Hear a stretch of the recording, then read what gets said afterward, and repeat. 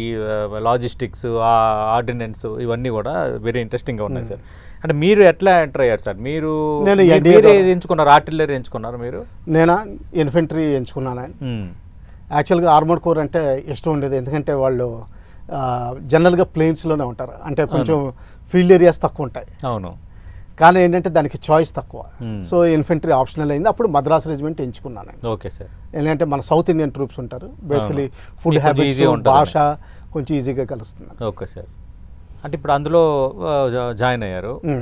ఎక్కడ sir first posting? ఎక్కడ first posting నాది గుల్మర్గ్ వచ్చిందండి. గుల్మర్గ్ అది ఎక్కడ ఉంది సార్?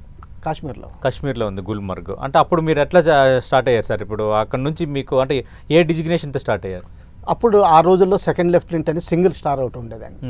Second lieutenant. ఇప్పుడు అది పే కమిషన్ తర్వాత కొన్ని పే కమిషన్ల తర్వాత పే ప్యారిటీకి అని చెప్పి తీసేశారు. ఇప్పుడు లెఫ్టినెంట్ తోటి స్టార్ట్ అవుతుందండి. ఓకే. మా టైంలో సెకండ్ లెఫ్టినెంట్ ర్యాంక్ ఉండేది. మీకు కమిషనింగ్ అంటారు, ఐఎంఏలో కమిషన్ అవుతారు. ఓకే. ఈ కమిషన్ అన్నది ఏంటంటే ప్రెసిడెంట్ ఆఫ్ ఇండియా సైన్ చేస్తాడండి, అంటే ఒక వారెంట్ కింద. మిగతా ఐఏఎస్ సివిల్ సర్వీసెస్కి ప్రెసిడెంట్ ఆఫ్ ఇండియాకి సంతకం పెట్టాల్సిన అవసరం లేదు. ఓకే. ఇది ఒక్కళ్ళి మీకు కమిషన్ చేసిన, అంటే ఇది ఏంటంటే అంతకుముందు బ్రిటిష్ కల్చర్ నుంచి వచ్చిందండి. ఏంటంటే ఎవరైతే కమిషన్ ఇచ్చారో, అంటే ఓ జమీందారి కమిషన్ ఇస్తే ఆయనే మనుషుల్ని కత్తుల్ని తీసుకురావాల్సి వచ్చేది. అంటే ఒరిజినల్ కత్తుల టైంకి వెళ్తే ఎన్ని కత్తులు, ఎన్ని ఈటలు, ఎన్ని తీసుకురావాలి, ఆయనే ప్రొవైడ్ చేయాలి. అందుకని చెప్పి ఆయనకి డబ్బు ఇచ్చేవారు అనమాట. అందుకని కమిషన్ అన్నట్టుగా వచ్చేది, కమిషన్ ఆఫీసర్. ఈ ర్యాంక్స్ జీవితాంతం ఉంటాయండి. రిటైర్డ్ అయిన తర్వాత నేను కల్నల్ రిటైర్డ్ అంటారు, కల్నల్ సోన్స్ రిటైర్డ్ అంటారు. అవునా సార్? ఇది తప్పు. చాలా మంది కల్నల్ రిటైర్డ్ అని రాస్తారు, అది తప్పు designation. I will remain a colonel through out my life. Okay sir. అదే ఇప్పుడు మామూలుగా ఏంటంటే ఇప్పుడు డీజీపీ ఎవరైనా కానీ పోలీస్ అధికారులు, మాజీ ఐపీఎస్, మాజీ డీజీపీ వాళ్ళు యాక్చువల్గా వాడడానికి లేదండి రిటైర్డ్ కల్నల్, కానీ మీకు అనడానికి లేదు. నన్ను కల్నలే అనాలి. ఓకే, కల్నల్ అనాలి. ఓహో, ఎస్ సార్, గ్రేట్ సార్. అంటే ఇప్పుడు మీరు గుర్గామ్ మీరు చెప్పారు కదా సార్, మన కాశ్మీర్లో స్టార్ట్ అయ్యారు, తర్వాత ఇప్పుడు కల్నల్గా రిటైర్ అయ్యారు. ఎన్ని సంవత్సరాలు సార్ చేశారు సార్? 32+ అయిందండి. 32+. అంటే రిటైర్ అయ్యే టైంకి కల్నల్ నాకు ఏజ్ 54 అండి. కల్నల్స్ 54లో రిటైర్ అవుతారు ఒకవేళ ప్రమోషన్ రాకపోతే. Okay sir. అంటే సార్ నాకు ఇది ఇంట్రెస్టింగ్ ఉంది సార్. ఇప్పుడు ఒక గవర్నమెంట్ ఉద్యోగకో లేదంటే మాకో ఎవరికో సమ్ రూల్స్ పరంగా ఒక రిటైర్మెంట్ ఏజ్ అనేది ఒకటే ఉంటుంది. మీరు ఒక మాట అన్నారు, అంటే 54 ఏళ్ళకి రిటైర్ అవుతాము ప్రమోషన్ రాకపోతే అని. అంటే అదేంటి సార్ అది? అంటే ప్రమోషన్ వస్తే రిటైర్మెంట్తో సంబంధం? ప్రమోషన్ వస్తే బ్రిగేడియర్ 56 వరకు ఉంటాడండి, major general 58, lieutenant general 60, okay, chief of army staff 62, voltage general ఉన్నాడు. అదే ఇప్పుడు కొత్తగా సిడిఎస్ సెకండ్ పోస్టింగ్ నడుస్తుందండి, వాళ్ళు 64. అంటే 54 అనేది bench mark sir. 54 bench mark. అక్కడ వరకు మీరు కల్నల్స్ వస్తారు. అక్కడి నుంచి ఒకవేళ వాళ్ళు ప్రమోషన్ ఇస్తే అప్పుడు మళ్ళీ మీ సర్వీస్ ఎక్స్టెన్షన్ అవుతుంది. ఇక్కడ ఒకటి గమనించాల్సింది అంటే ఆర్మీ ఏంటంటే కొంచెం స్టీప్ ఆర్గనైజేషన్, ఒకటే పెరామెడికల్. సో ప్రమోషన్స్ క్వాలిఫికేషన్ గురించి కాదు. సివిల్లో ఏమవుతుందంటే అండి, ఇప్పుడు ఐపీఎస్ వాళ్ళు ఉన్నారు, ఏదో ఏపీఎస్ఆర్టీసీకి చైర్మన్ చేసేస్తారు, లేకపోతే వేరే డిపార్ట్మెంట్కి మార్చేస్తారు. ఇలా చేసి ప్రమోషన్లు, లేకపోతే డీజీ హౌసింగ్ ఒకటి, లేకపోతే డీజీపీ స్టేషనరీ, రకరకాలు ఉంటాయి, సృష్టించేస్తారండి స్టేట్ గవర్నమెంట్. ఆర్మీలో ఏంటంటే చాలా స్టీప్గా ఉంటుంది, చాలా క్వాలిఫికేషన్స్ ఉన్నా కానీ ప్రమోషన్స్ జనరల్గా 1/3 ఉంటుంది. ఓకే. అంటే నీడ్ ఉండదు.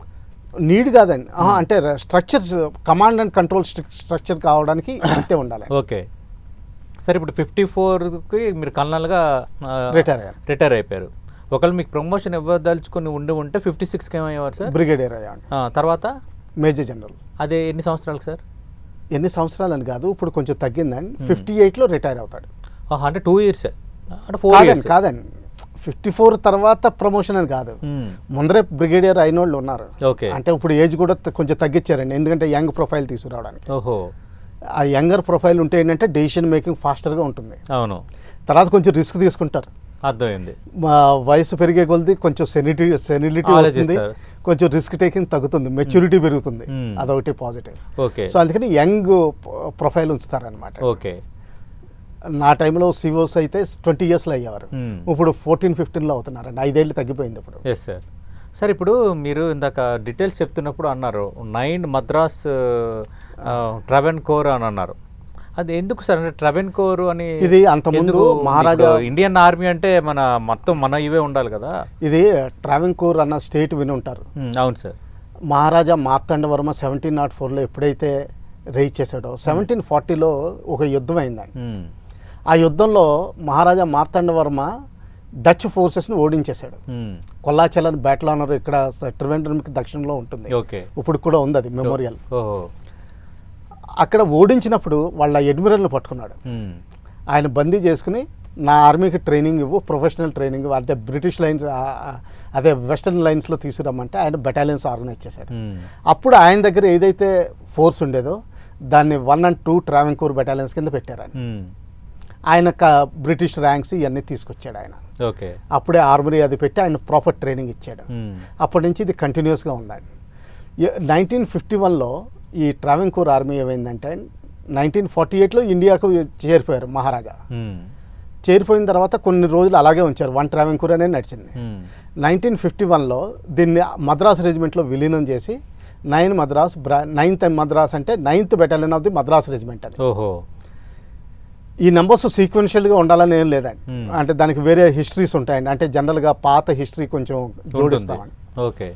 9th battalion of the Madras regiment Travancore అన్నారనమాట. Hmm. ఇది అఫీషియల్ డెసిగ్నేషన్. ఓకే సార్, ఇప్పుడు మీ 32 ఏళ్ళ సర్వీస్లో మీరు ఎదుర్కొన్న కఠిన పరిస్థితులు, అంటే ఇక నా ప్రాణం పోతుంది అన్న, అంటే మీ ప్రాణం మీదకి వచ్చిన